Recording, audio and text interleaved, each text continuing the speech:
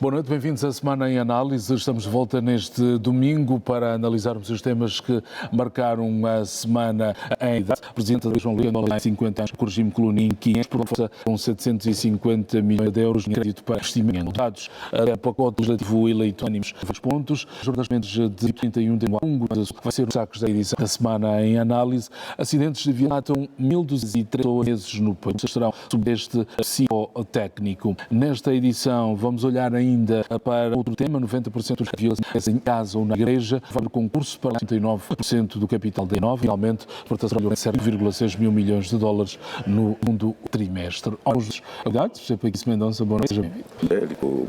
Meu colega do painel, Dr. Luís Jimbo, boa noite aos telespectadores, de fato, que têm a paciência de acompanhar a televisão pública de Angola a esta hora, assim como os trabalhadores mesmo da TPA Gigante, com sucesso os vários programas, em particular o programa que chega aos telespectadores.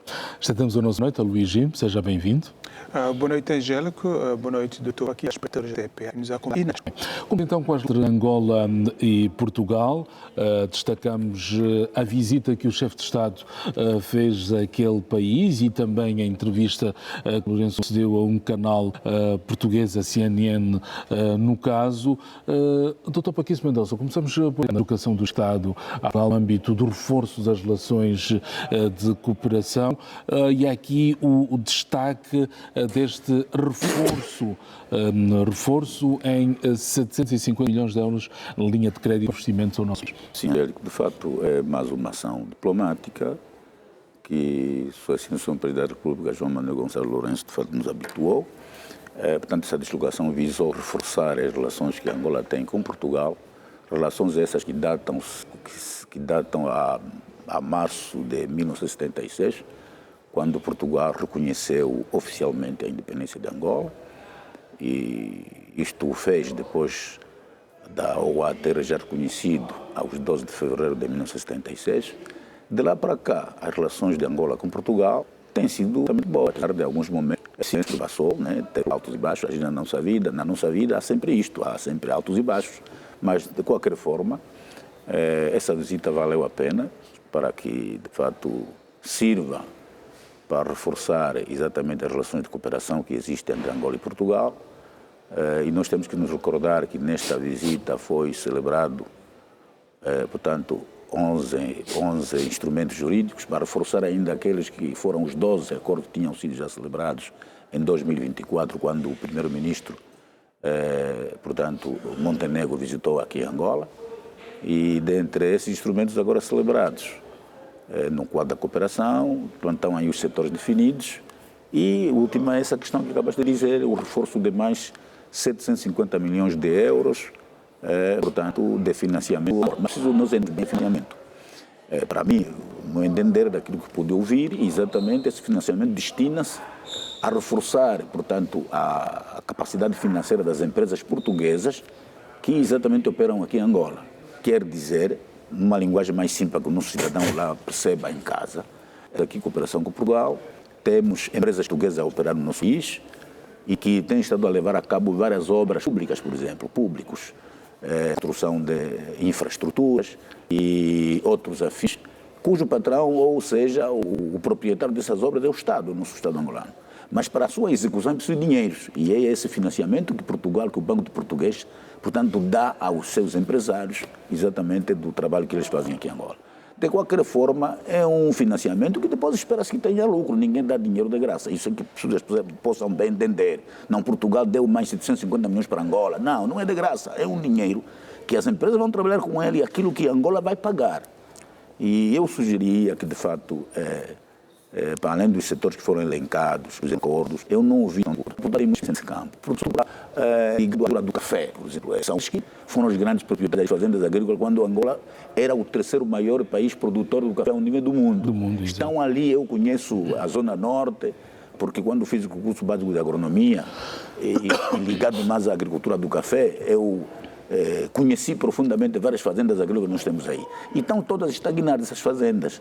Eu penso que numa cooperação nesta área também poderia, portanto, fortalecer portanto, a produção do café, que é ganhar valor nacional. Eu acho que deve haver empresários portugueses a investir nesta área para que Angola venha a recuperar pouco a pouco aquilo que foi o passado do seu ouro verde, que foi exatamente o café. Por outro lado, eu penso que esta cooperação que Portugal tem com Angola em financiamentos, nós também cabe a responsabilidade de prepararmos bem o nosso empresariado interno, o nosso empresariado nacional. Eu penso que a nossa banca tem que estar preparada para esses desafios, para que, de fato, o nosso empresariado nacional, portanto, fique a competir em pé de igualdade, por exemplo, com as empresas portuguesas que estão a fazer também o trabalho para o desenvolvimento do nosso país. Isto vai acontecer portanto, na empregabilidade que devemos estar muito a gritar sobre a nossa juventude, a nossa população, e quiçá, no setor industrial também. Nesses acordos não há nenhuma coisa. O que se faz referência nesses acordos é mais nos transportes, na questão de segurança e proteção civil, na área ligada à formação profissional. Portanto, são essas áreas que eu pude notar, que se fizeram mais referência. Portanto, no setor industrial, nada percebi, embora Portugal já tenha alguns passos, tem dado já alguns passos aqui no nosso país, e eu penso que isto é que vai exatamente fazer com que, de fato, a cooperação será cada vez mais exitosa. Já voltamos a olhar para outros aspectos desta cooperação, Dr. Paquice. Vamos passar a palavra ao Luís. Luís, o Presidente da República, João Lourenço, diz-se que nunca as relações nos países estiveram num nível tão alto. Olhando para estas relações entre os dois países, num nível tão alto, tal como diz o chefe de Estado angolano, o que é que se pressupõe dizer? Estamos num bom caminho, precisamos afinar um pouco mais o mecanismo de cooperação bilateral. Como é que podemos tirar maior proveito destas relações?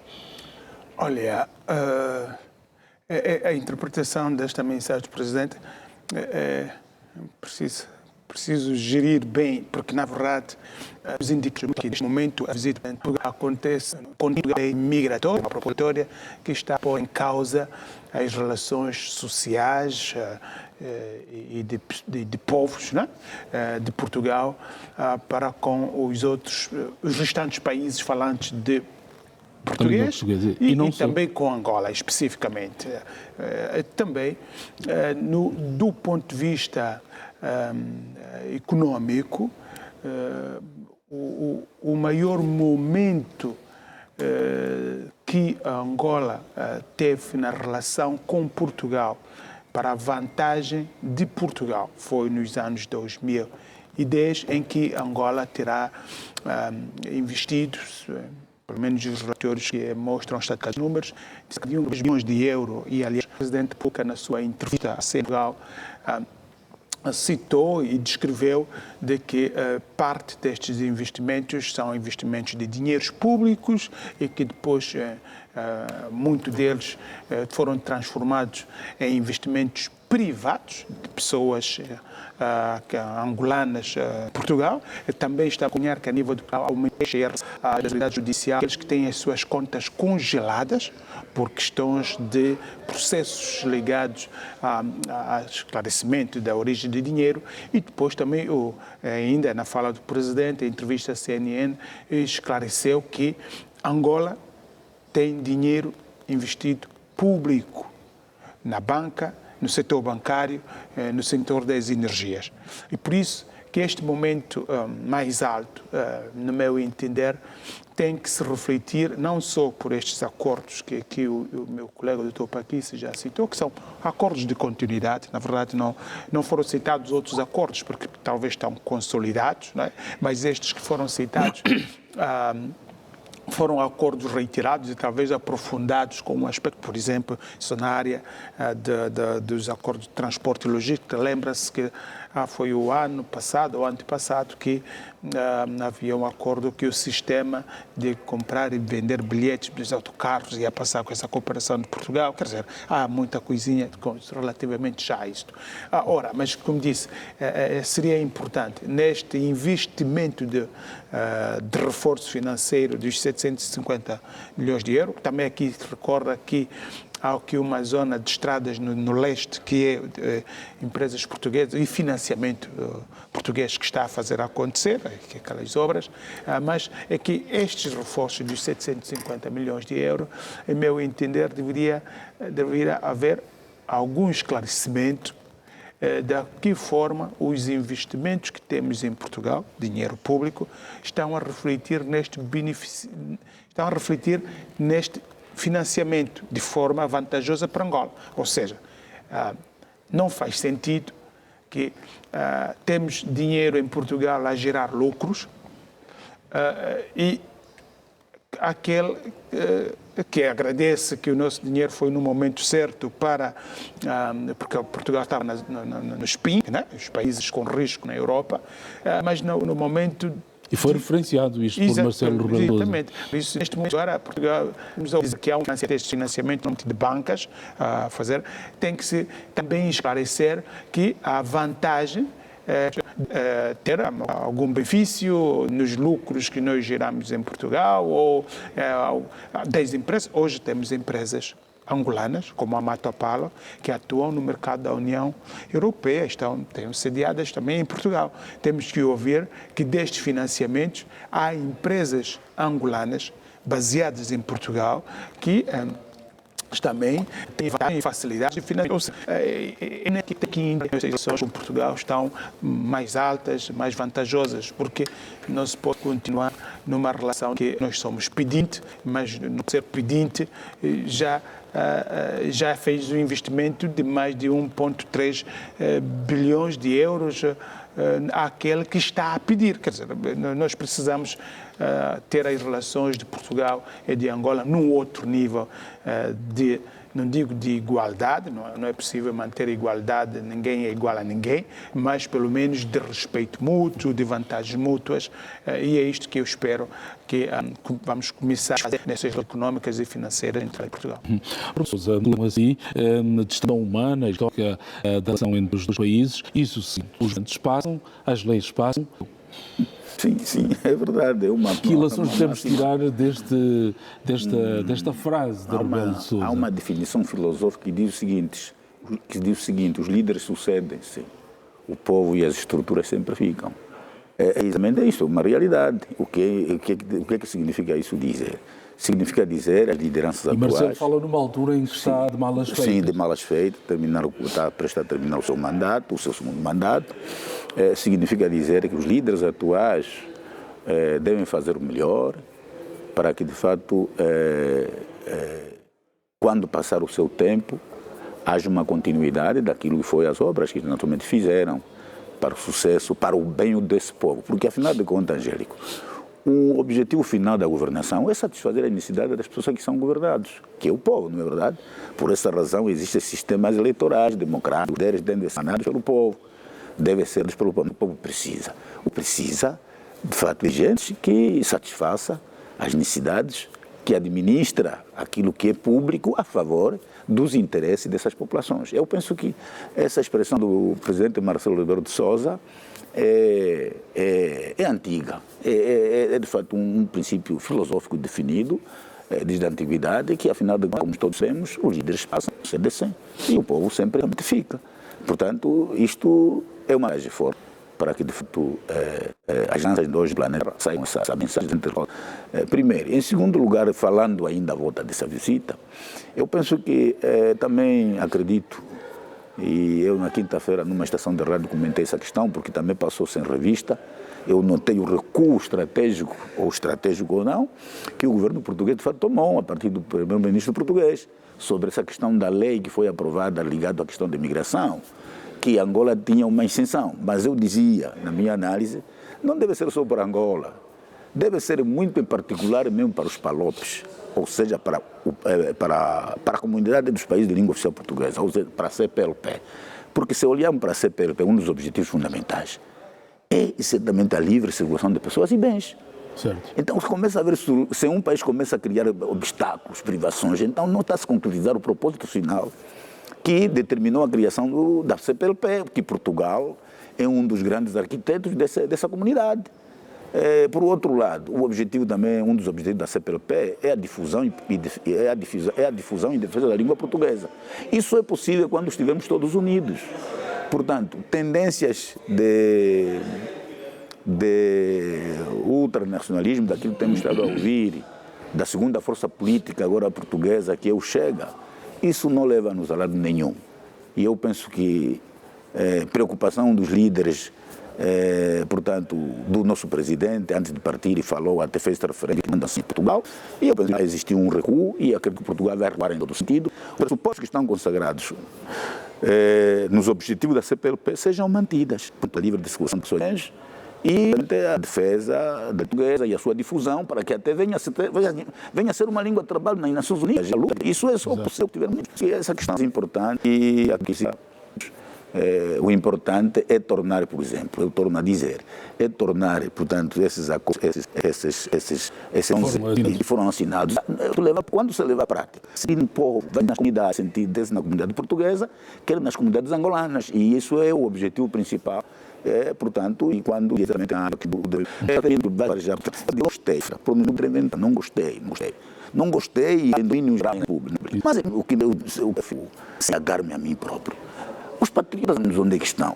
Angola é um país independente e soberano. Ainda estrangeiro ofende, não ofende o chefe de Estado, olhando para os patriotas. O patriotismo é defender o Estado, defender a pátria. Não há uma reação. Salvo o erro de um articulista que eu li, a partir de ontem, que de fato foi peremptório e objetivo, de dizer que não podemos admitir isto. Não podemos admitir isso, é verdade. Portanto, ele não ofendeu o MPLA, não precisa ter muito bem em conta, ofendeu um chefe de Estado. E ser chefe de Estado, nós todos, sendo um Estado soberano, estamos exatamente envolvidos nessa ofensa. E não se pode permitir um estrangeiro. Angélico, você não pode sair daqui, vai para Portugal, começa a ofender quem é chefe de Estado lá, ou vai para o Centro da América, não vale a pena. Se for ainda eles propriamente dentro, que são os problemas são deles, é outra coisa. E, além disso, ofender não é ética. Aquela linguagem de tratar o presidente João Lourenço de sanguinário, de ditador, ou não conhece exatamente o que é ditadura, ou não conhece, não costuma ler a história de Portugal, quando era uma ditadura, até 1965.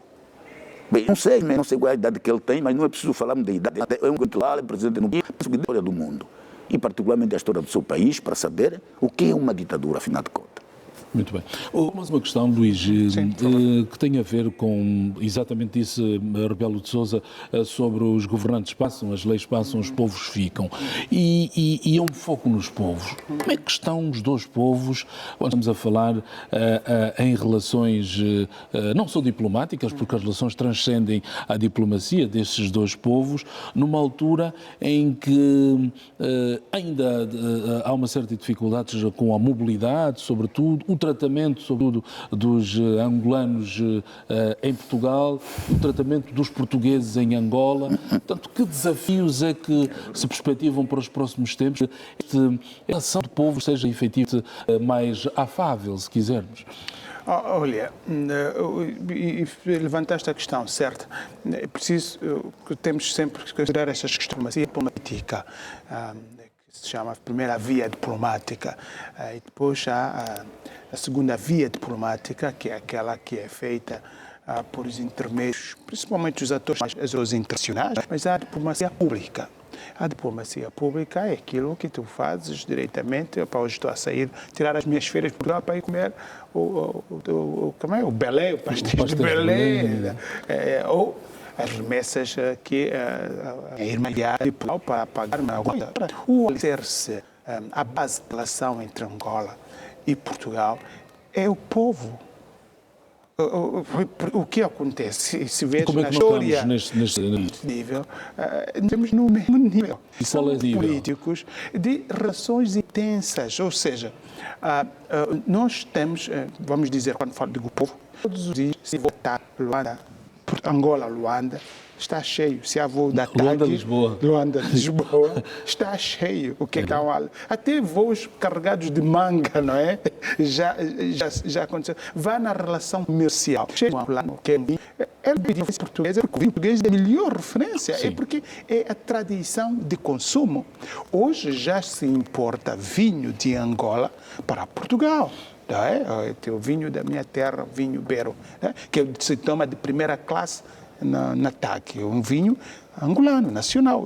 E Portugal, por esta relação de que não, o vinho tem que começar em Portugal, já cá veio, pegou esse vinho, tem que vir para Portugal para depois voltar. Ou seja, vai nas questões dos bancos comerciais. Há um relatório de rendimento dos bancos comerciais. não é refletido com estes financiamentos que os políticos assinam, é refletido com as remessas de famílias em Portugal que mandam para Angola e de famílias angolanas que mandam para Portugal. Há sempre alguém que está aí a tocar €1, mandar para Portugal, está a tirar aqui um cartão com Kwanza que se usa na Europa, em Portugal, está a levar. Ou seja, é por isso que nós já vivemos vários momentos e até mais quentes e mais tensos. Recordo o momento em que um político em Portugal julgou que ia julgar o vice-presidente da República de Angola. Nós já tivemos momentos mais duros politicamente na relação de Portugal e Angola. A realidade hoje é completamente diferente. A base da relação das famílias, da relação das pessoas, qualquer um tem um tio em Portugal tem sobra, tudo cuidou. A forma como fez o colonialismo em Angola.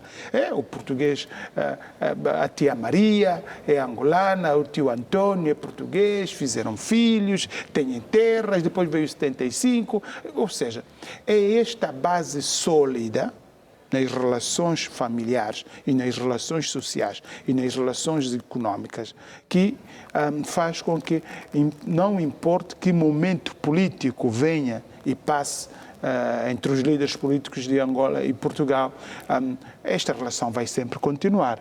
Claro, com alguns desafios, como agora este, de criar-se uma lei que possa criar constrangimento, mas os portugueses vão perceber que não vai só criar constrangimento no angolano. O André Ventura andou cá em Angola a fazer serviços.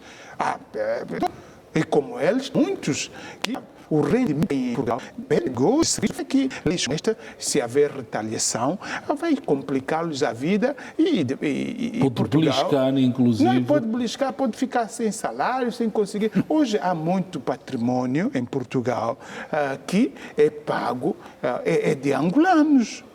Que pagam com remessa, ou seja, nós estamos inseridos na economia, na vida, na família, Angola e Portugal. Isso não se desfaz com o André Ventura, na minha opinião, racista, mas como é político, e vem de político, não se diz racismo, se diz nacionalismo ou ultranacionalismo, que dizer, mas se for uma outra pessoa a dizer a mesma coisa, logo é preso por incitamento à violência, ao racismo, estás a ver? Exato. É que hoje os mais radicais, os mais revus, são os políticos porque estão a usar esta via para chamar a atenção e usam desta mensagem porque têm proteção política na lei e são os que mais incitam a violência e a discriminação das pessoas. Muito bem. Passamos para um outro assunto, Dr. Paquis, tem a ver com o pacote legislativo, com várias abordagens, sobretudo no Parlamento, com o MPLA e a UNITA em alguma divergência, mas que acabou sendo, portanto, o consenso ter falado mais alto. O que é que representou depois destes acesos debates, temos um consenso que venha de ser pacote legislativo? De facto, isto é o mais importante, é que os angolanos esperam. Agora, só é possível encontrar consensos quando todos, sentando na mesma mesa, procuram desenvolver debate sobre determinados aspectos. Política de cadeira vazia que nós temos estado a constatar no passado, constatamos várias vezes, sobretudo por parte da oposição, concretamente a UNITA, não ajuda para encontrar consensos. Não ajuda para encontrar consensos. Veja lá, sentados durante a semana, houve debates acesos que nós acompanhamos, chegou-se ao ponto de compreender que, afinal de contas, a ata síntese é o resultado das atas das mesas da Assembleia de Voto. Eu, pelo menos, comandei nas mesas da Assembleia de Voto quase 4 pleitos consecutivos. Domino bem isto. Formei agentes eleitorais, fui formador de agentes eleitorais. Não é do meu partido, formador de agentes eleitorais da Comissão Nacional Eleitoral, que vão trabalhar nas mesas da Assembleia de Voto. Domino mais ou menos como é que essas matérias na pata. E depois, à última hora, o formador vai parar na mesa da Assembleia de Voto. O resultado daquilo que são as atas das mesas da Assembleia é que naturalmente se preenche com ele a ata síntese. Quer dizer, é uma redundância. Valeu a pena o consenso a que chegaram, retirou-se essa ata síntese, as atas próprias das mesas da Assembleia de Voto. Se a Assembleia de Voto tiver 4 meses, se tiver 8 mesas, determinadas Assembleias de Voto podem ter mais de 10 meses, é exatamente essas cópias das atas, das atas das mesas de voto que são fixados também na privada. Portanto, evidência e matemática de somar, que depois não dá certo. Valeu a pena esse consenso. Depois, também viu-se que sim, essas atas que vão ser fixadas, para depois cada cidadão saber a mesa onde votou, quais foram os resultados. Também, portanto, chegou-se ao consenso que o delegado suplente de uma Assembleia, quer dizer, que está numa mesa de uma Assembleia, pode substituir, portanto, o delegado efetivo ausente numa outra mesa, desde que seja da mesma Assembleia. Bom, chegaram ao consenso de que as mesmas móveis vão existir. Quer dizer, quem está na acredita, não vai mais para lá. E depois, quem não tiver inscrito também, eu penso que essa é a conclusão que chegou, quem não tiver inscrito no caderno correspondente da Assembleia, não vai votar. Eu não sei se o voto especial deixou de existir. Se assim for, todos os 90 mil ou mais ou menos que vão trabalhar na Assembleia de Voto, não sei se vão votar, porque geralmente nem todos trabalhar nas mesmas debates. Por outro lado, também chegou ao consenso não de milímetros para esperar o resultado do voto, e não também de 50 metros, que era a proposta da UNITA. Chegou-se a uma mediana de 200 metros. Mas eu, para mim, Angélico, estamos aqui no debate, eu tenho que apresentar o meu ponto de vista, por aquilo que eu vi como prova evidente. Isto tem um bocado a ver com aquela história do votou, sentou... Não, mas é isso sim. Um... Então, se ele fica... Se ele fica não, desculpe, Angélico, se ele fica a 200 metros, segundo agora se aprovou, para esperar os resultados, significa é mesmo para sentar para esperar os resultados. Mas eu acho que não é assim, não fica correto. Para mim, eu, no meu ponto de vista, nem 50 metros, nem 200 metros, nem milímetros serve. Para mim é que votou, eu vou para casa. No dia seguinte, eu venho ver os resultados. Sabe por que eu digo no dia seguinte? Porque, segundo agora a lei, a anterior, a votação terminava às 19 horas, mas agora 18 horas. 18 horas termina a votação. Em determinadas sessões, o número de votos elevados, nem vai sair. É por volta das 20 e 21 para o que 18 horas ficar até aí. Por quê? Para ver os resultados. Por que eu não regresso no dia seguinte se aquilo vai ser fixado lá? Eu penso que o que devia chegar à conclusão é que votou, vai para casa. No dia seguinte, o que é que deve haver? É que a nossa polícia, que são os que garantem a segurança pública, devem proteger para que quando as atas forem fixadas na Assembleia, não haja aqueles indivíduos assambarcadores. Para que no amanhecer, todos aqueles que quiserem aí estar presentes podem exatamente verificar os resultados. Por que eu digo isto, Angélico? Nas vezes passadas, que até não havia esse princípio que votou, vai em casa, era apenas de 500 mil cidadãos devem estar durante o término é ali. Os que vêm na Assembleia são aqueles que vão votar. Depois disso, as pessoas que votaram vão para casa. Por quê? Porque é preciso proteger a equipa que está na Assembleia de Voto, os membros da Assembleia de Voto, fazerem bem o seu trabalho, concluírem o seu trabalho, fixar as atas. Depois, em São Paulo, a 30 quilômetros, enfim, é preciso isso. Portanto, na sua ótica não faz. Na minha ótica não fica bem. Por que vai acontecer? Vai haver emoções que vão subir. Os que vão aí estar a aguardar até que os resultados sejam fixados. Pode vir surgir pressões sobre os membros da Assembleia de Voto, lá à distância. Pode vir surgir insultos ali. Pode vir surgir outra coisa a 200 metros. Depois de algumas bebidas que poderão alguns consumir, vai trazer, de fato, braços em algumas... Para mim, isto é que por essa razão, que eu termino os times depois da fixação, a assinatura das cada lista, assina, enfim, da mesa da Assembleia, autentica essas mesmas respectivas atas. É tarde. Quem votou 8 horas, mesmo aquele que votou 14 horas, não há necessidade de estar ali. Deve os órgãos de segurança garantir que ninguém sabote os trabalhos, ninguém sabote as atas que vão ser fixadas durante a noite. E no foi muito positivo, portanto, os consensos que foram encontrados. Vão continuar.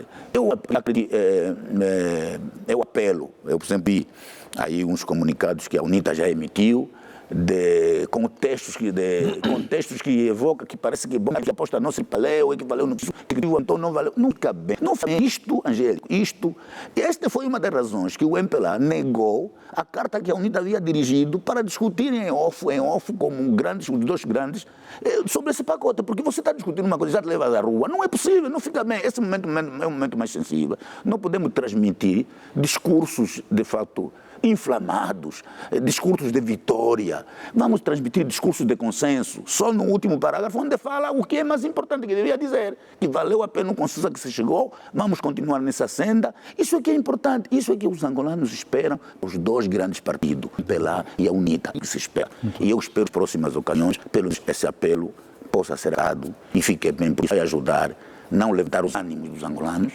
no ponto em que já os angolanos se encontram, mas sim para consolidar, portanto, apaziguar, para consolidarmos a paz todos os dias.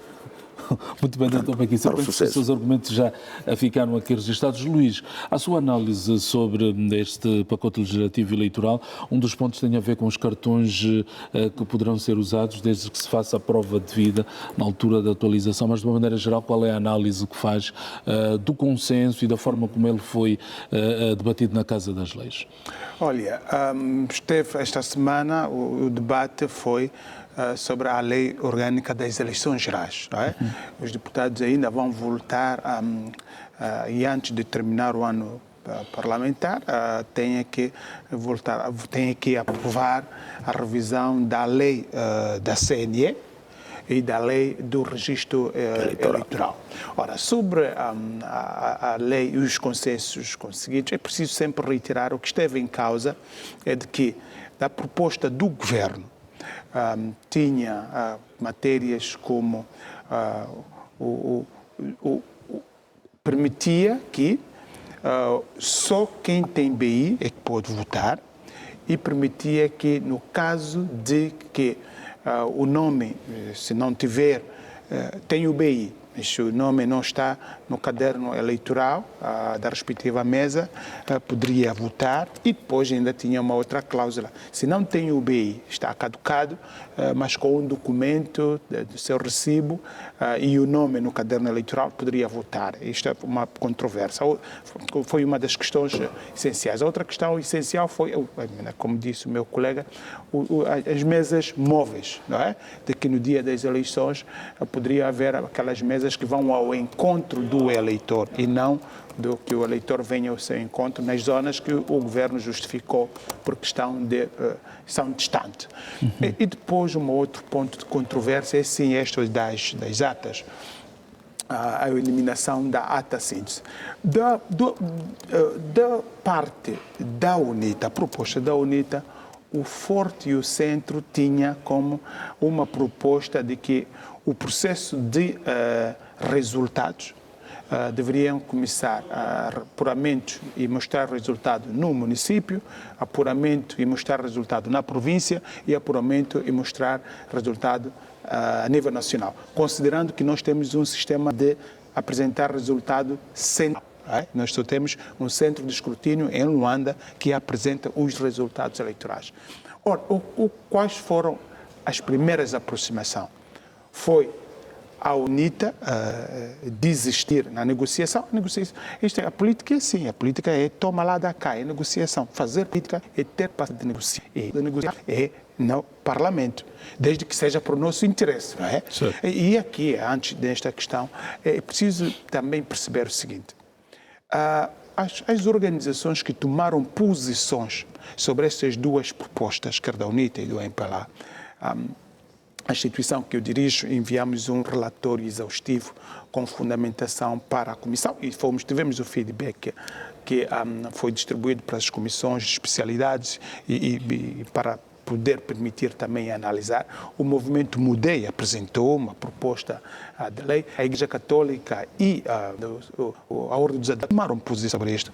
Isto obrigou que a UNITA, o MPLA e o governo usar estes para paridade política para negociar, não tinham como, não é? Porque o que a sociedade defendia? Defendeu que aquele princípio de justiça, de transparência no processo eleitoral. E julgo que este acordo político foi alcançado. Por quê? Veja, a UNITA desistiu de fazer resultados descentralizados, mas foi incluído com que, sabe que a ata da mesa, o resultado da mesa, para além de ir ao centro de escrutínio para produzir o resultado nacional, ela também diz que o presidente da comissão leva para a Comissão Municipal Eleitoral. E foi introduzido de que a Comissão Municipal Eleitoral, a estatística, porque aí já não podemos chamar que é ata síntese, não, está dentro da comissão, a estatística que ela produzir, os candidatos e os partidos têm isto, mas um relatório tem os dados dos resultados do município que será produzido. E o MPLA, o governo, o grupo parlamentar e o governo, também se deram das atas móveis ou das mesas móveis. Por quê? Um dos argumentos que nós apresentamos, para além da oposição ter reclamado muito em 2008, a contestação foi muito sobre as mesas móveis. A nossa fundamentação foi de que, tecnicamente, quem responde à preocupação levantada pelo governo, como este que se citou, estar em viagem, voto antecipado. Então, pode-se dar a possibilidade da CNE regularizamento do voto antecipado.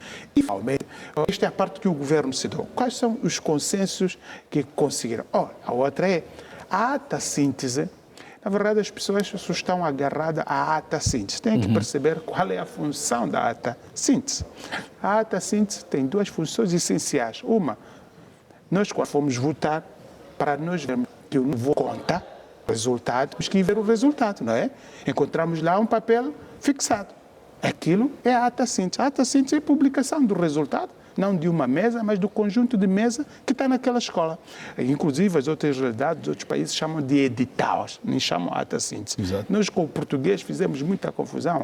Mas aquilo que se faz é simplesmente recolher os dados dos resultados de todas as mesas e fixar. Sim, mas, doutor Jimbo, corretamente a língua portuguesa aí aplicada para dizer que isso é ata síntese? É mesmo realidade, é ata síntese. Porque sintetiza, aglutina o resultado de todas as mesas que estão naquela localidade, naquela Assembleia de Voto. Por essa razão que se diz síntese. Sim, mas eu falei do português porque os outros chamam isso de edital, porque ela só tem uma função de publicar. Não é? A ata tem outros elementos do que uma ata. Ora, o que é que mudou? Qual é o consenso? Não passa a ser nós não vamos ver o resultado agregado de todas as mesas numa ata. Nós vamos ver o resultado de todas as mesas ali fixadas. Em vez de ter um resultado de 10 mesas, nós vamos ter resultado de cada mesa. Não é? E isto continua a salvaguardar o direito que eu tenho de ir ver o resultado onde eu tomei. E outra questão que vai mudar profundamente do ponto de vista de operações eleitorais na CNE. Nós vamos ir um pouco mais conforme aquilo que é prática. Sabe, nós chamamos ata assim já síntese, para terminar. Nós chamamos de uma ata síntese por causa da Assembleia de Mesa. Mas, na verdade, a prática eleitoral, o que nós chamamos de Assembleia de Mesa é um centro, os outros chamam centro de mesa. Porque a Assembleia é um lugar que dá resultado. A Assembleia não dá resultado. A nossa Assembleia é conjunto de mesas, é organizar as mesas para o que dá resultado é a mesa. Do ponto de vista, esta inovação que se traz começa a repensar e vai exigir daquilo que é operações eleitorais, como o doutor Paquis disse, a formação dos membros das mesas e outras práticas, irmos mais ao encontro daquilo que é prática normal sobre operações eleitorais. Mas, em todo caso, prevaleceu o consenso e é bom que se mantenha este consenso para alcançar outras negociações, outras leis. Assim, temos os partidos políticos que respondem à questão, por exemplo, dos delegados, respondem à publicação dos resultados, mantém o centro de escrutínio centralizado, foi aceito, mas há aqui uma lei que permite os observadores, olha, uma das questões que estava, esta proposta estava aqui, nas mesas não dizia nada sobre a presença dos observadores e jornalistas, voltou-se a incluir, o votou sentou, o votou basou, a lei regula, tens 200 metros, encerrar todas as operações da mesa, e depois, se você aguentar ou não aguentar, mas é livre de ir lá ver, mas a CNE também tem a possibilidade de publicar os resultados a nível do município. Acredito que este ambiente é fundamental para criar um clima de mais justiça na competição eleitoral e poder promover uma consciência de verdade eleitoral e de justiça eleitoral. Há uma série de assuntos também interessantes que poderíamos abordar, se calhar numa outra ocasião, que tem a ver com o tempo da antena, quer para a rádio, quer para a televisão, mas enfim, fico agora para essa jornada parlamentar de 20 a 31 de mês, quando o doutor disse, qual é o comentário sobre a importante. Eu penso que essas jornadas parlamentares, como outras passadas, revestem grande importância, porque afinal de contas trata-se do grupo parlamentar do MPLA. Portanto, o MPLA e o Partido tem responsabilidade, o seu parlamentar é preciso viver do país no momento, e eu penso que esse será um dos objetivos dessas jornadas parlamentares. Essas jornadas parlamentares do MPLA, portanto, têm como lema MPLA preservar e valorizar as conquistas alcançadas, construindo um futuro melhor. Exatamente, é um lema que se adequa exatamente à atualidade, ao momento que estamos a comemorar os 50 anos de paz. A nossa independência e os 23 anos de paz que nos encontramos. Por isso, tem como linhas principais de abordagem, vai refletir sobre as conquistas alcançadas, desde a independência até ao presente momento, incluindo exatamente a conquista da paz, o desenho atual e os desafios que de fato se colocam para o futuro. Outro aspecto, portanto, vai analisar o estado da nossa economia, o estado da economia angolana, o ponto onde se encontra, e quando se analisa a economia, penso também vai refletir profundamente sobre as condições sociais das nossas populações. No programa de jornadas parlamentares do MPLA, o grupo parlamentar do MPLA vai visitar os 24 municípios que compõem a nossa província do Conselho para constatar em loco, portanto, avaliar o grau de execução, portanto, dos projetos públicos, ou seja, dos programas públicos relacionados com a construção, por exemplo, de escolas, com a construção de hospitais, com a construção de estradas. Não podemos esquecer do programa do PIMI, que é o Programa de Intervenção Integrado aos Municípios. Penso que é um dos objetivos também que o grupo parlamentar do MPLA nessas jornadas vai refletir, vai, portanto, avaliar. E eu penso que dali poderá sair, de fato, conclusões, propostas e sugestões que o MPLA vai sugerir ao seu executivo para, portanto, desenvolver, tendo em conta o período ainda que resta deste mandato, né, que vai até 2027, para corrigir algumas questões. Aliás, o lema, eu acredito que ainda que não se evoca mais nesse momento, mas eu acredito que o lema de corrigir o que está mal e melhorar o que está bem é válido para muito tempo. Enquanto o país existir, enquanto o nosso país existir, isso acontece em qualquer parte do mundo. Por quê? Porque, como dissemos, é humano, repetir um erro já é que é pecado.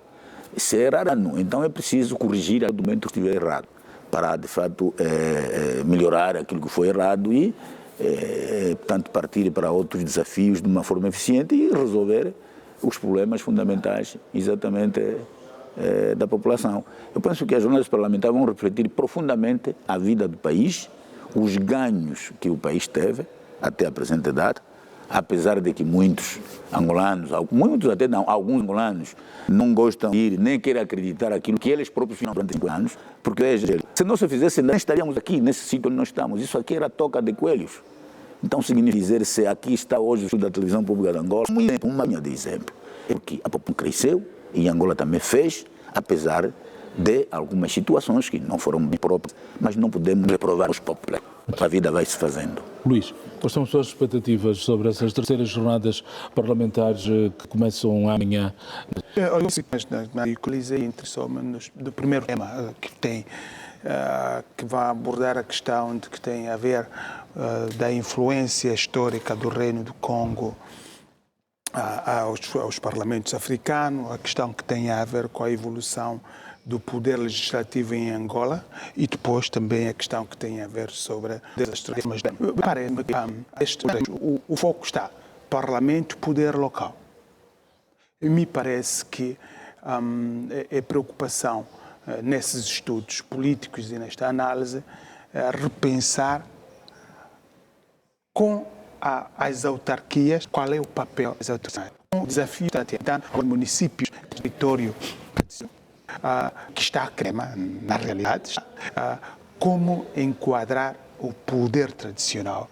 E a doutrina, aquilo que se ensina aqui pelos fazedores dessa ciência do direito administrativo, a discussão é sempre se vamos colocar o SOBA dentro da administração pública para receber um subsídiozito, não é?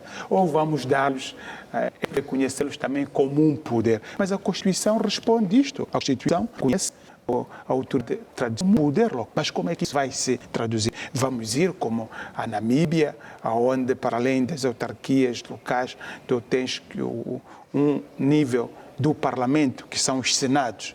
Por exemplo, outros países de África também adotam esta figura do Senado, em que são designados autoridades tradicionais com poder legislativo.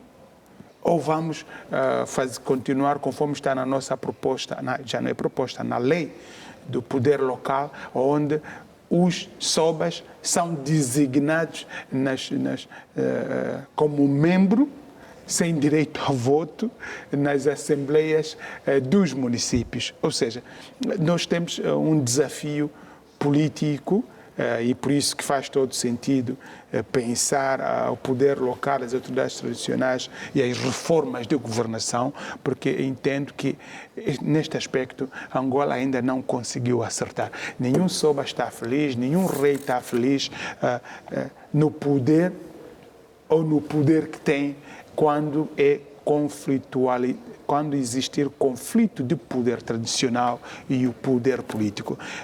Vamos ver o que os políticos e os legisladores estão a pensar, mas a mim parece que temos que aceitar a realidade dos países vizinhos que estão a dar mais poder às autoridades tradicionais, estão a reconhecer, a África do Sul é amplo o reconhecimento do poder constitucionário, não é? Tu podes fazer recurso ao poder constitucionário, o seu sistema. Cá em Angola ainda estamos numa forma híbrida, mas nós temos que devolver este poder à autoridade nacional sem pôr em causa o poder político da soberania. Certo. Vamos falar de sinistralidade rodoviária. Os acidentes de aviação matam 1.203 pessoas em 5 meses no país. Dr. Paquice, há uma preocupação da sociedade, das autoridades, de uma maneira geral. A polícia considera reverter a situação e exige a intervenção de outros segmentos da sociedade. Qual é o seu comentário? Eu penso, depois do conflito que nós tivemos e do problema de pandemias e outra coisa que nós temos tido aqui no país, uma das questões preocupantes é a questão da sinistralidade rodoviária, que tem estado, de fato, a vitimar, portanto, muita gente. E nos últimos dias a questão tem estado a piorar. O que a polícia diz para concorrer a outros setores, é verdade, é necessário que concorra a outros setores, mas é bom que a nossa polícia tome, de fato, medidas daqueles que naturalmente constam na lei, no quadro, portanto, da segurança rodoviária. É a instituição vocacionada para assim o fazer. O que é que nós temos vindo a constatar? Nós constatamos, quando estamos na estrada, constatamos muitos condutores respeitam as regras estabelecidas na estrada. Não é aquele que está a respeitar a regra que vai conseguir punir ou mandar parar aquele que faz a ultrapassagem à direita, por exemplo. Não é possível. É os nossos agentes que estão ali que, de fato, têm que aplicar, na verdade, a lei. Fala-se muito da questão da educação. É verdade, a educação é primordial, é fundamental, nós partimos com ela a partir do berço. Mas, a dada altura, a educação só pode funcionar. Isso em qualquer parte do mundo, Angélico, não vale a pena escamotearmos a verdade. A educação só pode funcionar quando, em paralelo, estão as medidas. Porque há pessoas teimosos. Pode receber de forma oral, de forma escrita, todos os aspectos importantes de que não deves fazer isso, o que deves fazer é aquilo, mas até muitas pessoas gostam de agir. Então, pretende haver, portanto, instituições vocacionadas a tomar medidas que, de fato, extrapolam daquilo que está estabelecido como norma. Nós assistimos aqui, todos os dias aqui na nossa cidade de Luanda, a forma como os mototaxistas se movimentam.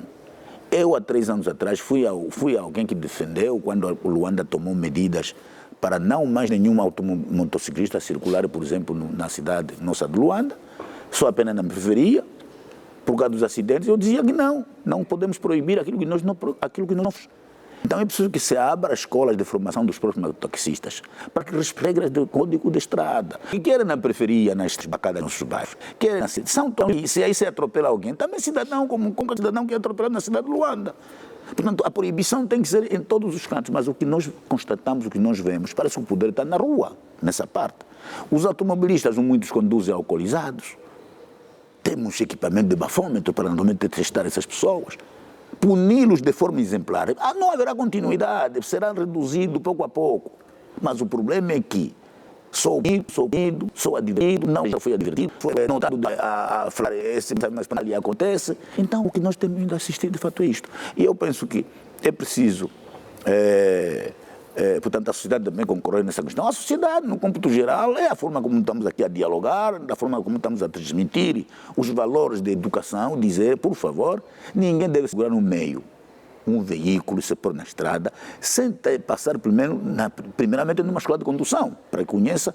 Eu tenho estado sempre a dizer, a estrada é uma propriedade coletiva.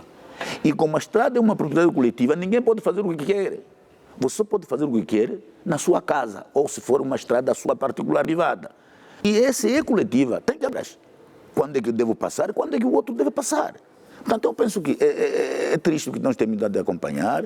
Depois, o estado técnico das viaturas. É verdade que a nossa polícia tem feito grandes esforços nessa questão de inspeção de determinados veículos. Eu acho que deve continuar nesse sentido. E, por outro, eu, para mim, sugeria, por exemplo, nas vias de longa distância, pudesse se revitalizar aquilo que existiu no passado, centros de pesagem, de controle do estado técnico da viatura, como é que está. Por exemplo, quando falamos da Serra da Leba, eu sugeria, por exemplo, antes da própria Serra da Leba, pudesse inspecionar esse carro que está a ir aí, se está em condições ou não. E depois também da própria Serra da Leba, quem sai de Namibe e Ide, não é só ali. Assistimos o problema do Muro do Xingo, também essa semana passada. O problema do Muro do Binda, também são zonas de grande declive, de grande inclinação, acima de 10%. Portanto, eu penso que deve haver esses destacamentos com finalidade exclusiva para este fim. E depois, eu penso que acolhi de agrado a ideia da nossa Polícia Nacional de fazer exames psicotécnicos dos próprios nossos automobilistas. Eu penso que isso é importante. Periodicamente deve-se fazer isso para se ver se essa pessoa está à altura de continuar, de fato, a conduzir ou então não pode conduzir. E retirar mesmo aqueles que são reincidentes, retirar-lhe as cartas. Portanto, essas medidas todas, com a educação que nós estamos a transmitir de forma oral, com a educação também rodoviária, a educação, sobretudo o Código de Estrada, deve começar também nas escolas. Eu penso que os manuais do ensino primário devem ser enriquecidos, porque também temos peões teimosos que atravessam aqui, atravessam as nossas ruas, onde eles entenderam, onde ele quiser, só pensa que ele tem razão. Então é preciso fazer das escolas. E nas igrejas civis também, as organizações da sociedade civil, podem ajudar para que possa assim inverter o quadro. Inverter este quadro. Esse quadro, porque é um quadro desolado. Preocupante. Luís, boa parte destes acidentes que aconteceram nos últimos dias foram em estradas nacionais. Que cuidados, que medidas devem ser tomadas, sobretudo para se evitar situações desta natureza, tendo em conta o número de acidentes que verificamos nos últimos dias nessas estradas? Olha, Angélica, neste programa de análise, quando o governo havia apresentado o seu plano de combate à sinistralidade, já havia feito nota de que o plano está virado para uma instituição, que é o Ministério do Interior, a Direção de Viação e Trânsito, está virado para esta instituição principalmente, mas os atores e protagonistas não estão nestes setores, ou seja, é uma criança, é uma pessoa, é uma família, é um dono do carro, não é? Na verdade, a ação policial neste aspecto é de regulação, ou seja, o plano estratégico não pode ser o centro, esta instituição que tem como função regulação. Não, o plano tem que ser abrangente para a sociedade, os vários setores. E isto é o primeiro desafio que temos, refazer o plano estratégico das ações estratégicas. Segunda, da questão em concreto, é preciso sermos coerentes com o diagnóstico das principais causas destes acidentes. Temos que ser coerentes com isto. Só há esta coerência passa por onde? Sim, 3 fatores que nos levam a esta situação. Uma, o meio. Outra, ou é o meio, ou é a pessoa, o homem, não é? Ou é, de facto, o estado da via.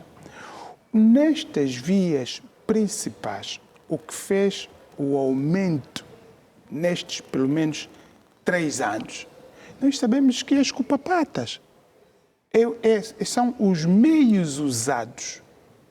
De 2 pontos fundamentais. Um tem a ver com as vias, a estrada. As estradas passam, as estradas principais é principal para quem está a se andar, mas no local eles passam, é a estrada do dia a dia. Veja, quando tu sabes quem vai a conduzir, entrar na primeira zona onde há movimentação da estrada nacional, é Portambuí. Se não tiveres a cautela de estar consciente que estás dentro da urbana... De uma localidade. Aí mesmo dentro de uma urbana. Alguém que está a ir trabalhar com a sua velocidade normal de andar. E tu, com uma velocidade... De uma estrada nacional. De uma estrada nacional. Ou seja, primeiro, as vias, infelizmente, estão assim, entram, passam no meio da vida normal das pessoas, das crianças, das famílias, e interrompe a vida das pessoas. A outra questão é que o aumento de motorizadas e na forma como se financiou, se distribuiu, e depois sem o cuidado destas questões, há o único lugar que estas motas se sente, um jovem quer fazer um pouco de banga com a sua moto, a andar a 60 ou a 80, a única estrada é aquela principal. Por exemplo, para quem já está a chegar ao Lubango, quando tu passas Benguela, todos aqueles municípios que tu passas Benguela, entrando pelo Lubango, os motoqueiros, as únicas estradas que podem andar são aquelas. E isto, sim, está a causar uma das principais causas de acidente e de mortes que estão associadas às motorizadas. Há muita sinistralidade por uso de motorizada.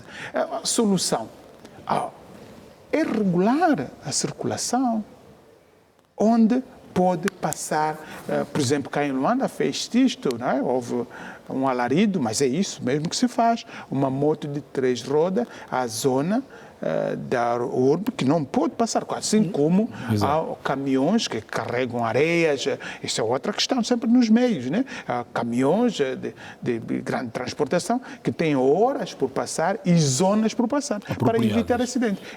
Nós temos que saber regular o uso do meio na via pública, nós temos que reconfigurar as nossas vias principais, principalmente as estradas nacionais, e nós temos que, sim, controlar a habilitação de quem conduz, se está habilitado, aí sim é o serviço da polícia, é o serviço das escolas, é o serviço... E temos que nos engajar as escolas, todas as estruturas de educação, tem que inserir no seu sistema de educação a questão da sinistralidade. Muito bem.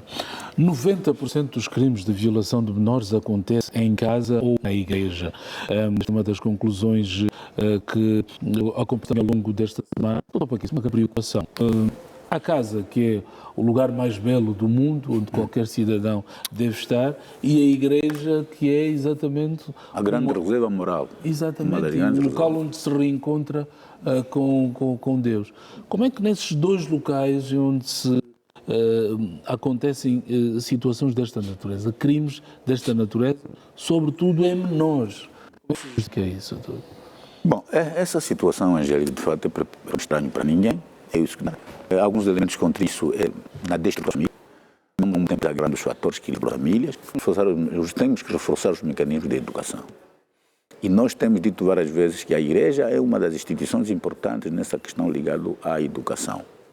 Mas o que é que acontece? Em algumas igrejas... Na igreja as crianças estão seguras. Sim, sim, mas não é em todas as igrejas, é em algumas igrejas. E essa situação, essa azáfama que eu vejo de igrejas que aqui surgem no cada igreja, determinada que os não sintam a questão de verdadeiramente com Deus. Igrejas, já disse igrejas que formatam as crianças para grupos como feiticeiros, para usar os filhos. Essa não são igrejas, onde podemos encontrar uma educação verdadeira das populações, das famílias. E o problema, que já eu disse, de fato ligado à questão da destruturação das nossas famílias, porque não se justifica. Não se justifica um pai envolver-se com uma criança que ele provavelmente teve. E ainda por cima bebê, o que estamos tendo a constatar. Eu acho que também concorre o problema de algumas recomendações de determinadas igrejas. Essas igrejas que professam,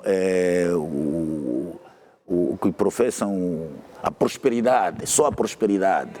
E isso às vezes envolve outras questões que não têm nada a ver para se envolver com a ABC. Diabólicas, doutor Paquito. Sim. E outra coisa, e eu acho que um outro elemento, eu acho que essas pessoas com esses comportamentos, parece que alguns são consumidores de estupefacientes, que altera a psíquica, altera completamente a psíquica racional exatamente dessas pessoas. Porque não é normal. Não é normal, o que estamos ainda a constatar, e é por isso que houve muito debate quando se aprovou a lei sobre... portanto, a lei sobre os crimes ligados a esse elemento, que a moldura humana é insignificante. Eu também concordo, é verdade, eu concordo. Eu tenho estado a dizer, eu vou aproveitar essa oportunidade, eu tenho estado a dizer que a nossa Constituição tem que rever, que de fato eu penso que a pena de morte tem que ressurgir. Não vale a pena os políticos ficarem com medo, essa pena de morte não se direcionará à questão de políticos. Não se justifica que um jovem, um homem, portanto, em pleno público e concretização, dizer, vou te matar. Porque se ele tiver a mentalidade que já matar o homicídio é exatamente voluntário, não há uma questão que se pode dizer involuntário, enfim, tudo isso. Eu penso que, embora que não vai acabar, mas vai diminuir de certa maneira esse comportamento que nós temos ainda a constatar na nossa sociedade. E mesmo esse problema de um pai, um tio, um irmão mais velho violar uma criança de 2 anos, está a matar.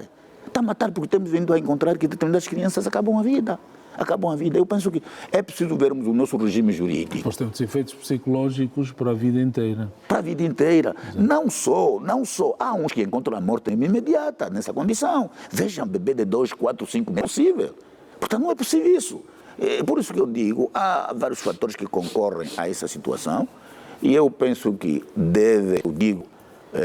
penal, nesta pista mesmo, há muitas pessoas que defendem, não, isso não resolve o problema, não resolve o problema por completo, mas pode contribuir de certa maneira de essas pessoas pensar 2 vezes o que é que nós também vamos ter como consequência. Portanto, se a lei for assim mansa, assim razoável, então vamos assistir à continuidade dessas mesmas atitudes e isso não engrandece absolutamente nada. Aquilo que vai ser, aquilo que é necessário para o crescimento da nossa população. As igrejas, infelizmente a semana passada estava agendado, o Angélico anunciou, mas não foi possível, o tempo não permitiu. As igrejas, eu peço que o INARES continue, o Instituto Nacional para os Assuntos Religiosos, o INAR, continue a fazer o seu trabalho. Já conseguiu fazer o levantamento de centros legais. Muitos desses livros professam verdadeiramente a doutrina religiosa. E, em colaboração com a Procuradoria-Geral da República, investigue os casos, manda-se encerrar, porque não podemos ter uma sociedade, para além da liberdade religiosa, não podemos depois ter uma sociedade desvirtuada, com cada um inventa o que ele quiser e pronto, ponto final. Não é possível. Não é possível. A democracia tem regras. A democracia tem exatamente regras. E eu penso que em qualquer parte do mundo isso existe, não é novidade. E isso não significa que se for encerrada é ditadura. Não é ditadura. Luís Jimbo, esta questão da violação de menores fica cada vez mais perigosa. 90% dos crimes de violação de menores em casa e na igreja. Qual é o seu ponto de vista? De que forma pode-se inverter este quadro? A Primeira República mostrou-se muito preocupada, a sociedade em geral também está preocupada com a situação, mas fala-se tanto que uma punição mais severa poderá, se calhar, Pena perpétua mesmo. pôr um ponto final em situações como esta. Olha, só para fazer a Partilha análise... da mesma opinião? Uma questão é os dados estatísticos, outra questão é a análise do problema, né? Mas aqui nos dados estatísticos é preciso primeiro desfazer os 2%, os outros na rua, e depois também é preciso 90% são quantos casos. Mas vamos do problema. O problema, o caracterizar aquele que comete este crime de violar um menor tem duas características que sigam estas fontes. É por crença, acredita ou está a ser ensinado ou aprendeu por crença que envolver-se com ou praticar aquele ato com a criança vai permitir-lhe A, B, C, D, e esta categoria de crença é sempre no grupo mais religioso, ou práticas feiticeiras, ou práticas que têm sempre um fórum ideológico, ou, na maioria dos casos, que é em casa, casos de fórum psicológico, colocar sem estudo os psicólogos, porque por satisfação sexual é uma das categorias estudadas pelas pessoas na área de psicologia. A sexualidade é uma satisfação psicológica, para além da satisfação física, naturalmente. Ora, isto vai permitir identificar o perfil, porque o problema não são as crianças. As crianças têm sempre que estar em casa, têm sempre que ir à igreja. O problema está naquele que olha uma criança e desenvolve um sentimento sexual. Ou naquele que olha numa criança que, fazendo A ou B, vai atingir outras coisas, não é? E estas categorias de pessoas é que têm que ser estudadas para serem facilmente identificadas. Porque uma vez identificados, eles são removidos do espaço onde estão as crianças. E é este investimento que eu julgo que tem a área de psicologia, de sociologia, que nós não estamos a fazê-lo com cuidado. Estamos sempre a levar na parte da criminalização. Esta é a parte mais... A criminalização identificou a pessoa, o crime, mas está para lá, posto alguém em casa, ou no bairro, na rua, isto é como, por exemplo, já assistimos os filmes, os assassinos, a mentalidade de assassino, não é? Mentalidade fria, de tirar a vida, esses têm que ser identificados com antecedência. E aqui, as instituições como o INAC, as instituições mesmo da investigação criminal, as instituições sociais, têm que usar outras técnicas e o comunitário, até envolvendo a família. Porque tem que primeiro de família. Na família, porque às vezes, porque a família é a única solução que tem. Às vezes é o pai, o irmão mais velho, o tio. Porque a única solução que a sociedade oferece à família para terminar com este caso é pôr cadeia. E pronto, vou até no mesmo tipo aqui, prisão para ele pensar que eu vou denunciar meu que estava a minha e vamos matar o pai. Ou seja, a sociedade tem que... E aqui há outras sociedades. O Estado tem essa faculdade de fazer estudos comparados de outras realidades que vivem esses e têm mecanismo para lidar com isto. É bom que estamos no nível de identificar o problema e trazer dados estatísticos. Mas nós, com estes dados, temos que encontrar ter soluções, não ficar por lados que são e a ser uma criança, a família a sofrer e a sociedade ameaçada. Eu acho que... 5 minutos pela frente, eu gostava de colocar uma questão, Dr. Paquice, assim mesmo para terminar. Há casos estrangeiros, cidadãos estrangeiros, que aliciam crianças para essas práticas sexuais, sobretudo os chineses, e há casos que foram relatados sobretudo na província de Benguela, onde destas destas violações acabaram por gerar muitas crianças fruto deste caso. Sim. Gravidezes precoces. Exatamente. Como é que nós podemos, como é que a sociedade, como é que a polícia deve pôr cobre a situações do género, uma vez que esses casos estão identificados e que devem-se dar uma solução exemplar para que casos do género não aconteçam? Angélico, de fato, as instituições governamentais, sobretudo o INAC e mesmo a Polícia de Investigação Criminal, por muitas reportagens que eu já acompanhei, fizeram um trabalho profundo. Por isso conseguiram identificar o problema. Por isso que está aí em causa que 90% é uma questão que ocorre nas igrejas e na família, outros que acabamos de referir, fora do falecimento de pessoas estrangeiras, como a família, aliciar crianças e exatamente partirem exatamente para essa prática. O que é importante, como disse bem o Dr. Jimbo, o que é importante, o problema foi solucionado, o problema foi identificado. O que agora, nesse pessoa que se interessa, é estudar os mecanismos de solução.